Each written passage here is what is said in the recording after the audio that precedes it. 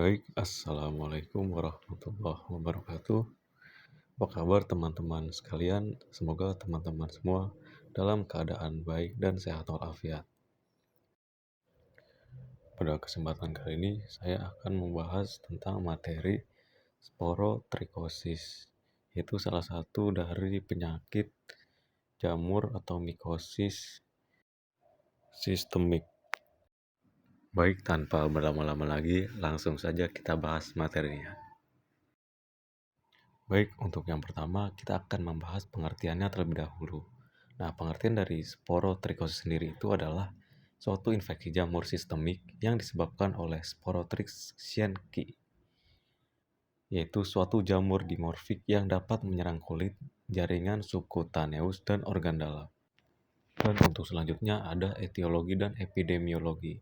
Nah, untuk etiologinya, Sporotrix siencki adalah jamur dimorfik yang dapat tumbuh dalam dua bentuk. Yang pertama, bentuk filamentous atau mold pada suhu kamar sekitar 25 derajat Celcius. Lalu yang kedua, ada bentuk hamir atau yeast pada suhu tubuh sekitar 30 derajat Celcius. Dan untuk epidemiologinya, sporotrikosis dapat ditemukan di seluruh dunia, terutama ada di daerah tropis dan subtropis. Nah, untuk infeksi ini juga biasanya terjadi melalui kontak langsung dengan tanah, tanaman, atau bahan organik yang terkontaminasi dengan jamur. Berikut di samping fotonya ada penyebarannya di wilayah-wilayah dunia. Nah, selanjutnya ada patogenesis dan gejala klinisnya. Nah, untuk patogenesisnya sendiri, Sporotrix siencki dapat masuk ke dalam tubuh melalui luka atau trauma kulit.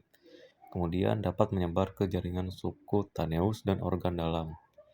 Infeksi ini juga dapat menyebabkan reaksi inflamasi atau peradangan yang kuat dan pembentukan granuloma.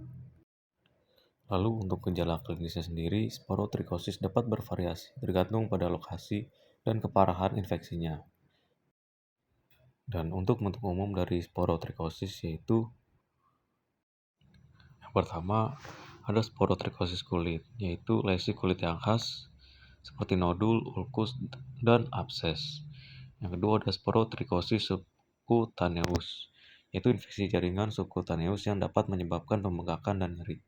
Lalu terakhir ada sporotrikosis sistemik, yaitu suatu infeksi yang menyebar ke organ dalam seperti paru-paru, hati, atau limpa. Selanjutnya ada diagnosis dan pengobatannya.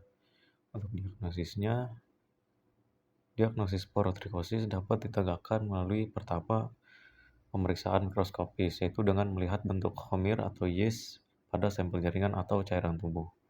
Kedua, dengan kultur jamur, yaitu dengan menemukan jamur dari sampel jaringan atau cairan tubuh. Ketiga, dengan tes serologi, yaitu mendeteksi antibodi terhadap Sporotrix siencki dalam darah. Dan untuk pengobatannya sendiri, yaitu pengobatan sporotrikosis biasanya melibatkan penggunaan obat anti jamur seperti itraconazole, amphotericin B, fluconazole. Nah, pengobatan juga dapat melibatkan tindakan bedah untuk mengangkat jaringan yang terinfeksi.